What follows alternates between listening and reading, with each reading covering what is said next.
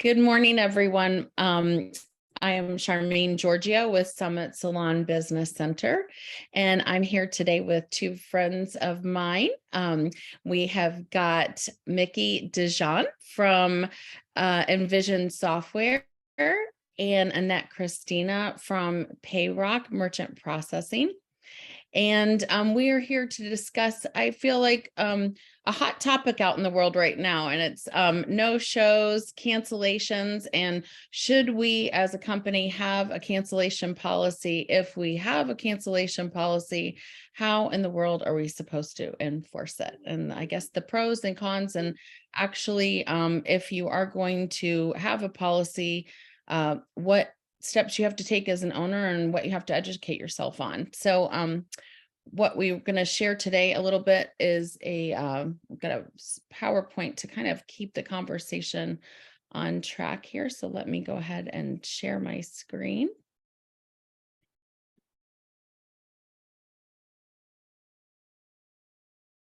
Good morning, ladies. Do you guys want to say where you're from? Where you're hanging out this morning? Sure, I'll go first. This is Annette Christina, and I'm at the Payrock office here in Des Plaines, Illinois. So it's about 40 degrees, and don't know how great it is out there for Mickey, but we're having a heat wave out here. So I'm Mickey with Envision, and we're warmer here in Orlando, Florida. So happy to not be in cold Chicago. Right. And actually, it's a little chilly here in Florida, right? Not quite as cold as Chicago, but anyway, so like I said, we're going to go ahead and get started here.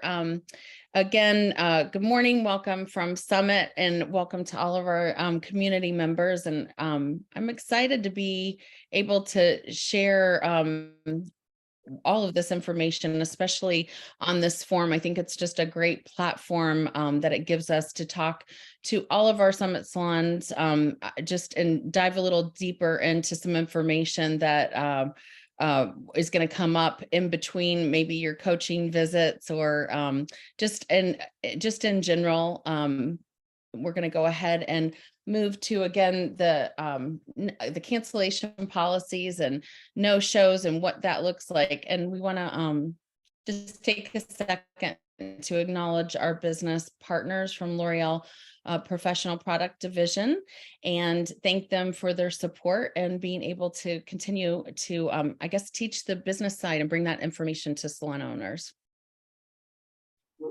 As we want to get started with this, just as an outline, things that come up, and I don't know if many of you guys out there had the opportunity to see my friend Dave Kirby's video that's out there on the community. He did it, I believe it was like the end of November. If you haven't watched that on how to handle cancellations and no-shows, I would highly recommend that you do that. I believe that's a great lead into today's conversation. And one of the things that I felt like, just to kind of revisit something that Dave touched on, is number one, first and foremost, as a salon company, how many cancellations or no-shows are you actually having?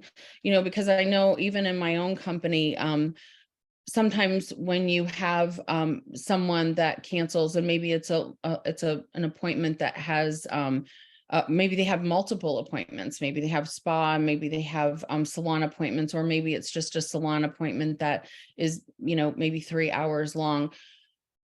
That can seem sometimes, especially in the heat of the moment, like the sky is falling, right? Like, oh my gosh, we're having so many cancellations. But I think one of the things that we definitely encourage owners, and that's what we coach owners to do, is when they are going to have any kind of conversations around any issues that they're having in their salon company or making new policies, is just to be really clear on your intention that you're making that based on data, right? Rather than emotion. So one of the things that I just wanted to ask you, Mickey, is can you kind of maybe share things that maybe Envision offers as far as how a salon owner would go about tracking their no-shows or cancellations, and maybe that if they're not using obviously Envision software, maybe things that they could ask their software company what they could do to help actually track how much revenue is actually being lost, if this is even a problem in their company, number one. Sure. So what we offer is we make it very simple. We have a no-show report. So there's in your business analysis, your appointment reports within Envision, there is a no-show appointment report. So you can pull that for a date range and see how many no-shows you've had in that date range. Another thing that I like to look at is if you feel like you have a repeat offender, somebody that's always canceling or always late, you can actually go into their client profile and see their appointment history to see how many no-shows that client actually had. So maybe it's not all of your clients, but maybe just a few. So you can easily check that with Envision software. Okay, great. And I do think, I mean, I think that there are probably, you would say that other software companies probably offer something similar that an owner could look into. Yeah, I mean, there's definitely all of the software competitors should have ways that you can easily check that. Since it's such a hot topic in the industry and something that can cost you money, I would definitely check with your provider to see where you can find that information. Okay, great. Yeah. And I think that is important for an owner to know. And then I think also to share with their team. So in other words, if is it something that's happening once in a great while, or is it something that it is something we need to address to maybe put a policy around in some way. And then I think the next really important thing is exactly what is your policy, and to break down what are all of those things that you're going to enforce, and make sure that your team is 100% crystal clear on before you would ever just say, oh yes, now we have a cancellation policy and here's what it is. So some of those things as far as the terms, and just I think things that owners need to think about is that, are we going to do this on all services? Is it going to be on just services that are a certain amount of time? Are they going to be on multiple services? Are they going to be only for guests that are doing online booking? Or are we actually going to try and collect a credit card when a guest is reserving an appointment over the phone? And then I think the pros and cons to that. And then past that, or is it going to be something that is more of a deposit based? Is it going to be something that we're only going to do on new guests that are booking? So I just feel like there's a lot of things to think about. And then, and again, really outlining that for your company, what's going to be the best for your company. And I think just even with that being said, just to be really clear, we are not here today in any way insinuating that salon companies or all salon companies should have a cancellation policy, because really that's such a blanket statement. And as we all know, all salon companies are created differently and are in different places, different demographics. And again, if that's best for you or your company, I would highly, highly recommend that you talk to a coach before you would even decide to do that. But again, being super crystal clear on what those terms would be. And then the next is, if we decide that we do need a cancellation policy, we've thought out all of the terms, then can we actually collect?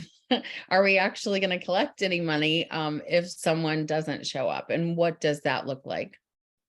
And then the next two, I feel like are huge pieces are, is it actually even worth it to have a cancellation policy? Because what is that going to look like as far as trying to enforce it? And what I alluded to a minute ago, if you're possibly a salon company that is looking and needing more new guests, you're spending a lot of money in advertising.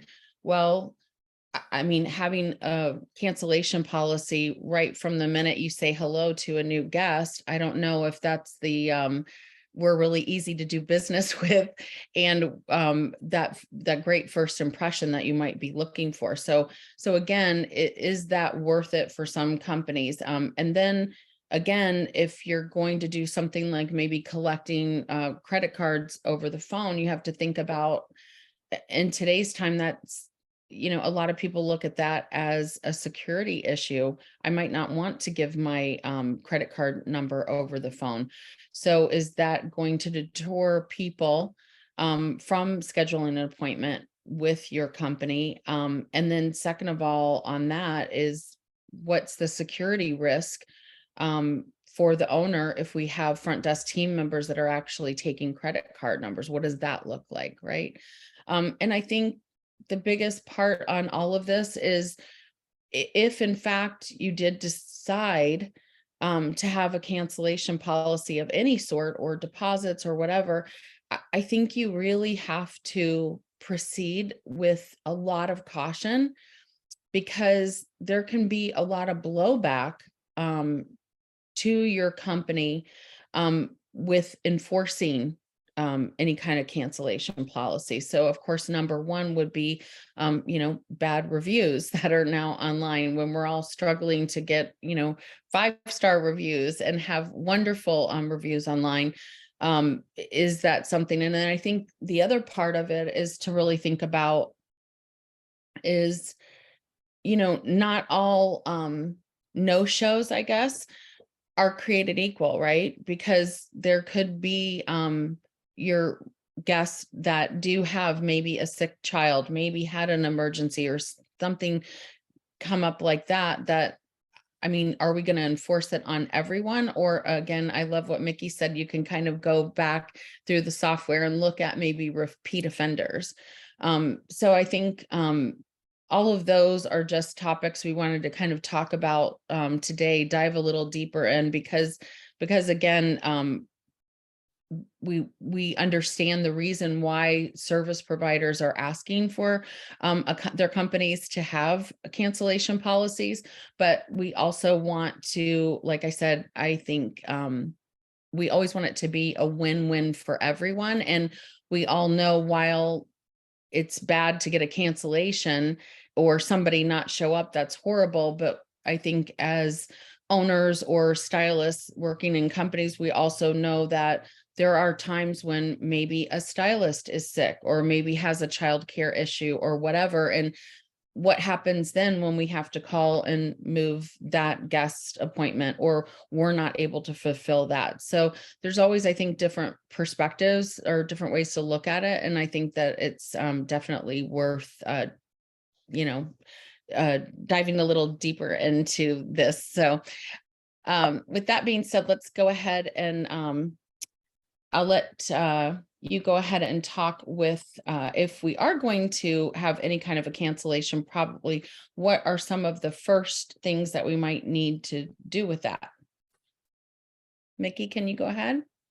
Yeah, sure. Sure. So having a card on file is a great way to enforce that policy if you do have one. It keeps it secure, keeps that information secure, and then allows you to charge the card whenever that guest is not present in the business. With our program, there's no charge for that. There's no additional charge for that. It comes with our advanced levels of the program. So that's something I would definitely check with your provider, your software provider, and make sure that you do have that feature available if that's something that you're going to move forward with. And to piggyback on that, on the PayRack side, or any provider that you have that does your credit card processing, same thing. It's a service that we offer if you choose to have a deposit or no show, or just a deposit, or I'm sorry, a credit card on file. We have that option, and it's the same thing. It doesn't cost you anything if you don't use it. So it's something that you can have, that we strongly ask that you, or that we encourage you to set up if you choose to have this for your salon. And if I'm understanding it correctly, if any software company that would offer the opportunity to have a card or credit card information on file, does that mean that they're automatically 100% PCI compliant, or is there something else that an owner would have to do? So once their merchant account is approved with a card on file and they receive that merchant ID number, they are automatically PCI compliant. There are some requirements that we ask that the merchant do, and we walk them through it. But yes, once this account is on file, we are already taking the responsibility and doing everything, the due diligence that we need to on the background. There's encryptions that take place. There's tokenizations, all of that information that we do so that we could keep the card safe when that transaction happens and the card data is inputted into the software. Okay, thank you. Mhm.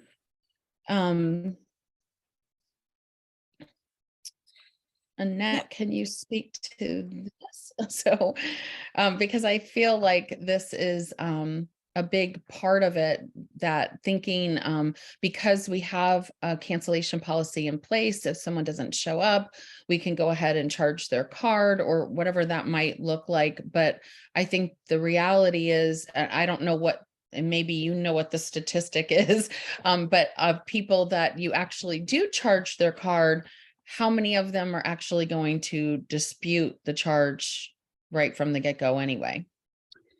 Yeah, so once you choose to have a card on file account, it is important that you have your terms and conditions set forth and that they're agreeing to all this, because this is the part that can be tricky. And this is what the banks look at when they choose to either favor the merchant or favor the card holder, you know, and it could be as simple as the consumer saying, I wasn't told about, you know, what the rules and regulations were. I didn't agree to anything. I didn't check anything. I didn't sign anything. I don't remember seeing it on their website.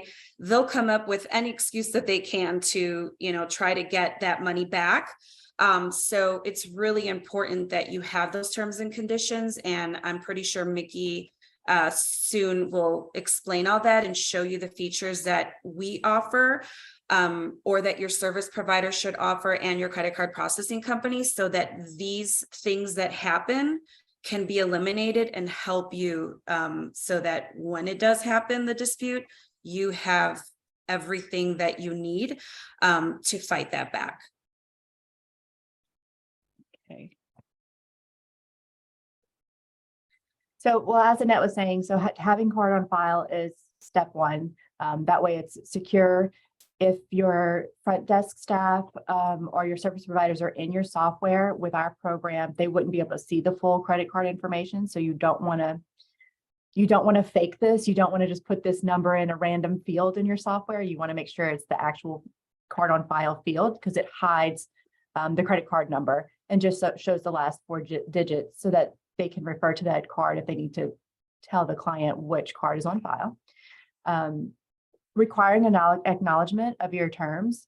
This is really for online bookings, so they can check and say, I agree to these terms. So you want to have them clearly laid out and require them to check that before they proceed with their booking if this is online.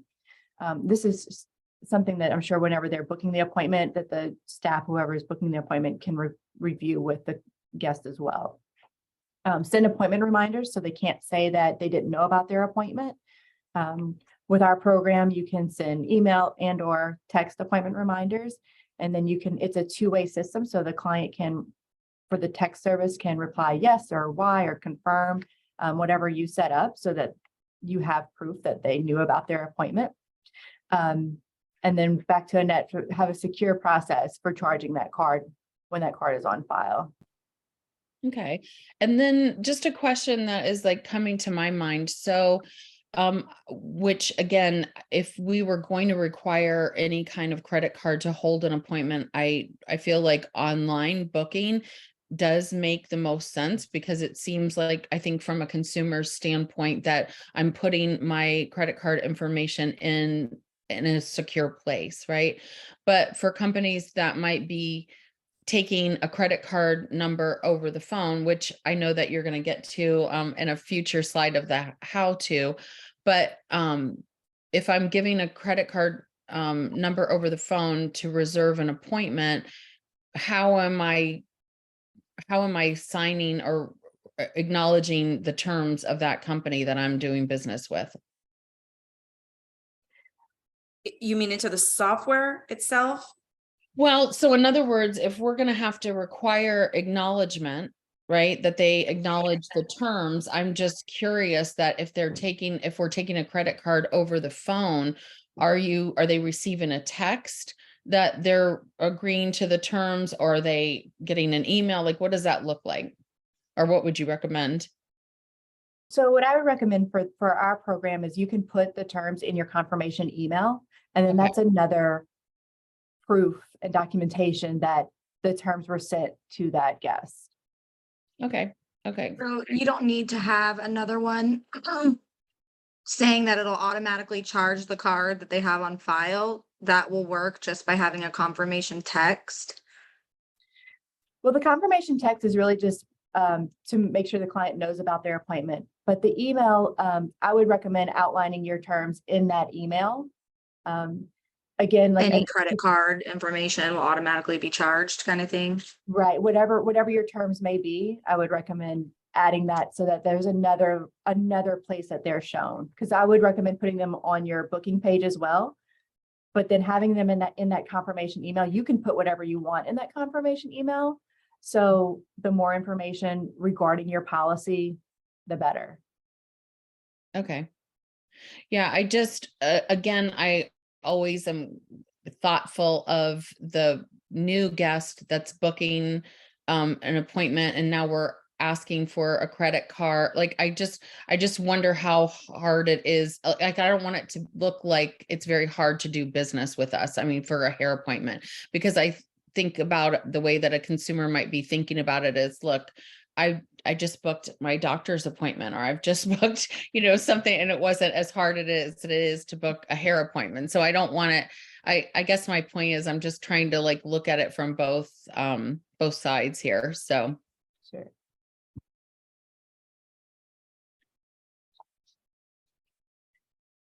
So as we were discussing this, having that card on file does help protect your business. If this is something, as you mentioned, if this is a policy that you have discovered that you need, Annette can talk about more about storing the card on file with Payrock.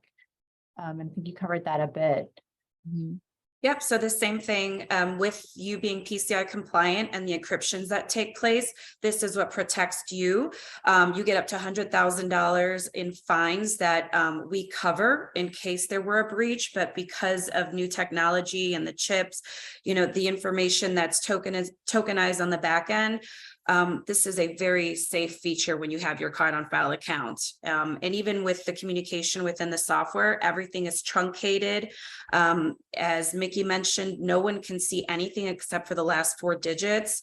So it is very safe. And it's a convenient option so that your cardholders know and your customers know that their cards are safe. And then, as I mentioned earlier, with the online booking, we track the acknowledgement when somebody is booking online and they agree to the terms. So we're tracking their IP address and their most recent date of accepting those terms. So if you move forward with having a policy and move forward with charging a card, should there be a dispute, we have proof. You have proof as a salon company owner that guest did agree to your terms. And then again, text feature confirms appointments and no-show terms, just to remind the guest of their appointment. Okay.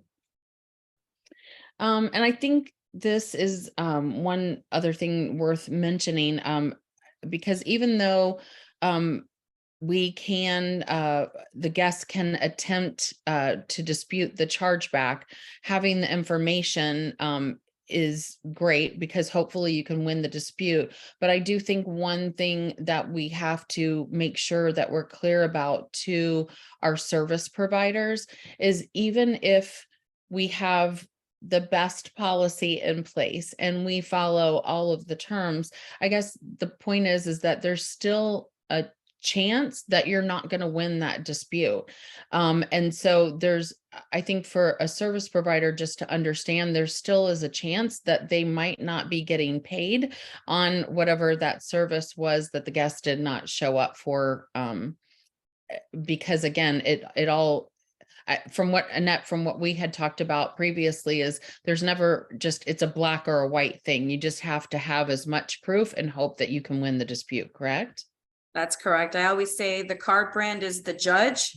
We're your attorney on the payment processing side, and the issuing bank is the attorney for the card holder, and it's whoever has more information and who the judge or the card holder decides to favor. So you are right. You can have every single thing that you need, but it doesn't mean 100%. But with the features that Mickey will show you soon, it can help you as much as it could, which is better than losing it altogether with nothing up front and going through all that for nothing. Right.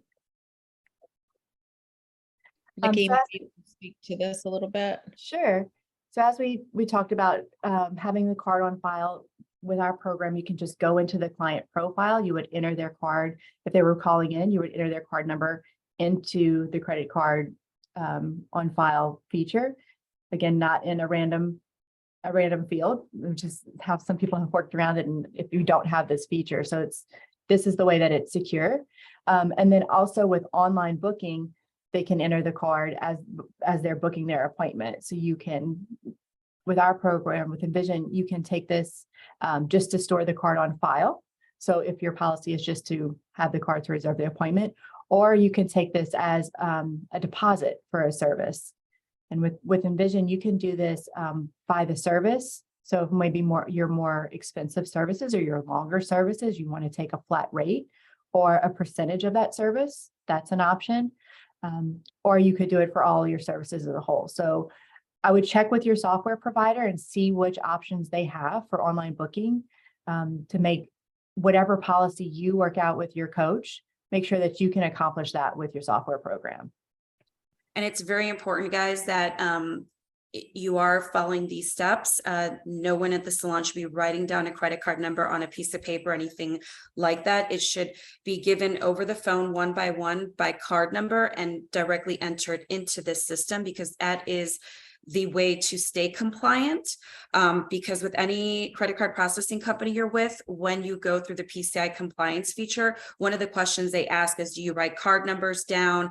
And if you say yes, then that's not going to be a good thing. So to be compliant, it's very important that you actually enter the cards as the guest is telling it to you into this system and not writing it down for any reason at all.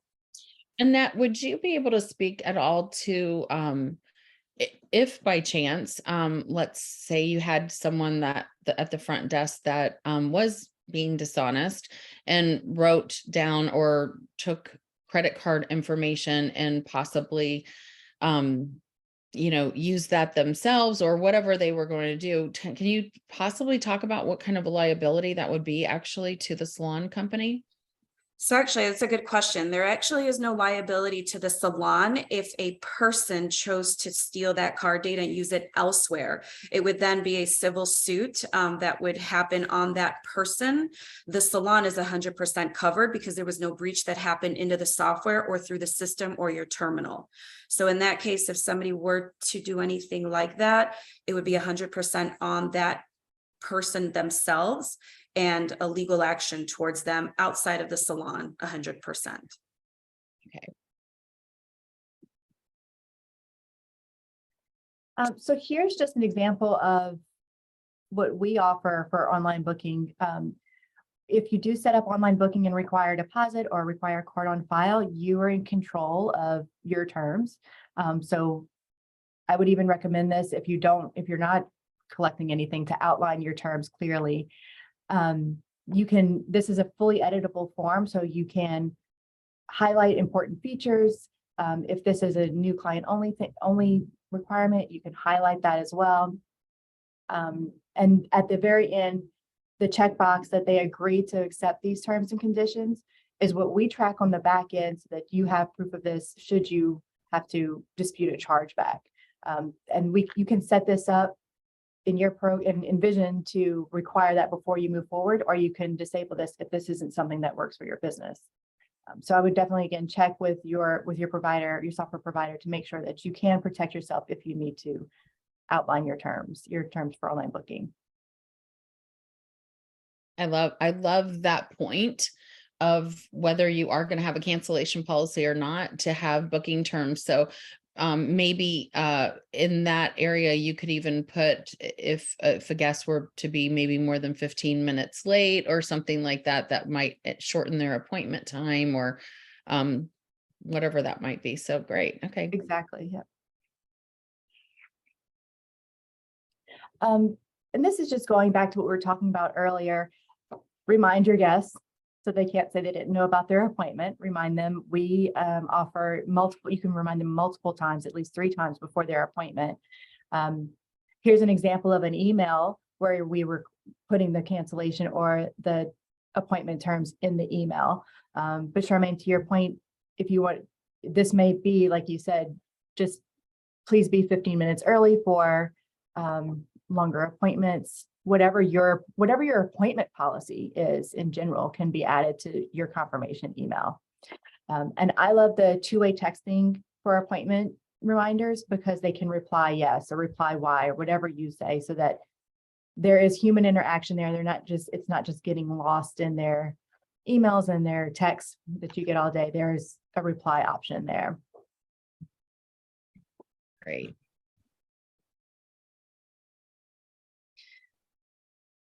And this is really going back to, should you need to dispute a charge? With Envision, you can go into the client's profile and see when they accepted your online booking terms.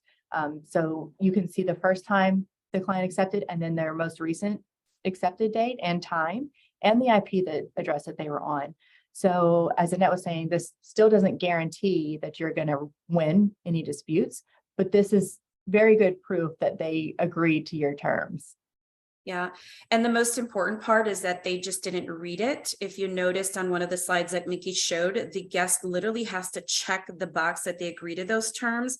That's the part that's going to give you enough ammo so that you can try to win the dispute. That's going to be the biggest thing. So these are great features for you to have in your software, whichever software company you have. But also we encourage you, as Charmaine said, to also have that on your website as well. The more that they check or that they agree to any of your terms and conditions, these are the forms that you're going to have to print out and email or send to us so that we can have as much proof to help you fight your dispute or your chargeback. Awesome. And then let me just ask Annette, as far as maybe companies that you see out in the world that are having, I guess I don't want to say good luck, but success, I guess, success with their cancellation policies. Maybe, I guess, the whole idea is to get people to actually just show up or cancel ahead of time would be the best. And then we wouldn't ever want to actually charge a guest for a missed appointment. But I guess, is there something that is detouring or something that are companies that you're working with that they're having, I guess, success with that you could share? Yeah, actually, we have a few that have decided instead of doing the no-show, since they have the card on file feature, they also now just require a deposit. So depending on the amount of the service that would be rendered to the guest, they just require a deposit. It's worked so much better because now the experience is better. If, let's say, there is a no-show or something happens last minute, they can now put another term. Let's say it's if you reschedule within the next 30 days, we'll go ahead and add that deposit that we took for your services within those 30 days. If it's after that, then obviously the guest understands based on their terms and conditions that they forfeit that deposit. But I just feel that seeing what I've noticed in the last 60 to 90 days, it has helped tremendously. Again, it's a better experience for the guest. It just works so much better than just randomly charging the card for them not showing up and then receiving that call, because people do forget. And, just speaking for myself, I also am a guest. So with 3 small kids, things can happen. I'm so thankful for the ones that have a software that can ask me yes so that I can remember. But I do love the fact now that my MediSpa, she has that feature. And now I know that if God forbid I am going to miss or anything, I know that that deposit is going to go towards a service that I will for sure utilize. So That's really interesting that you bring that up as far as with a med spa, because one of my companies that I work with, med spa, has, and I thought it was pretty interesting because med spa services are typically going to be much more expensive than a hair service would be, right? And that's what they require, is they require a $25 deposit. And when we talked about that, they saw a huge decrease in people not showing up. And basically, again, it was just for a $25 deposit for a very expensive service. So I thought that was interesting. And it's interesting that you would bring that up as well. Yeah, only because when the deposit happens, the funds are taken out immediately. So I think mindful, I already know I paid for something that I know I need to show up for.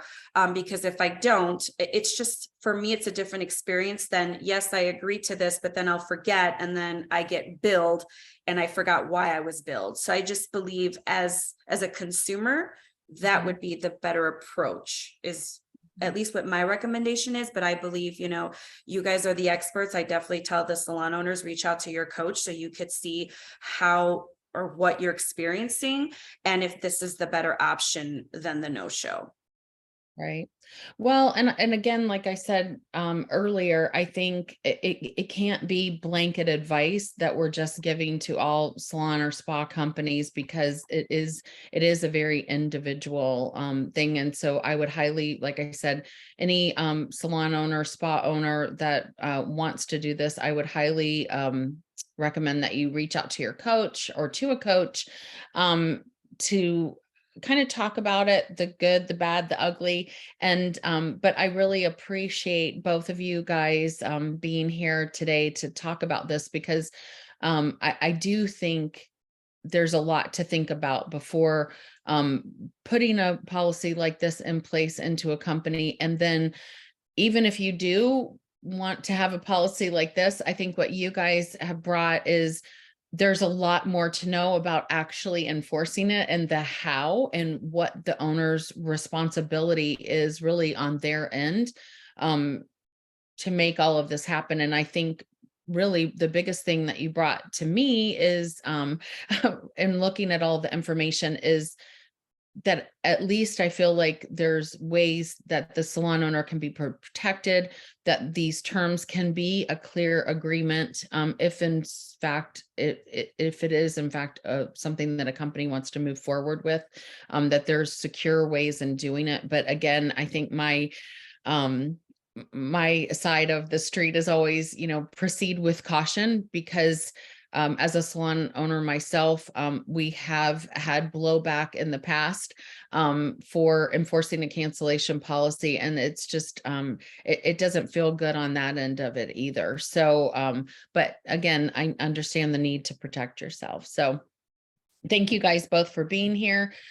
Thanks for everybody that was able to be on the call or that will be watching the call afterwards. Remember, like I said, a great precursor to this is my friend Dave Kirby's video. It was, I believe, November 18th, 2022. You can look at that and find that under the videos. If you have ideas on any other topics or want to hear from us again on more on the back end part of it, we would love to hear from you. If you have any follow-up questions for any of us, here is all of our information here. And again, thank you, Mickey and Annette, for joining me this morning. And thanks to everybody that was able to attend. Thank you. Thank you.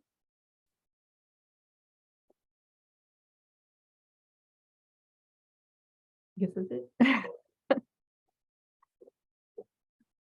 Is it recording still? Yeah.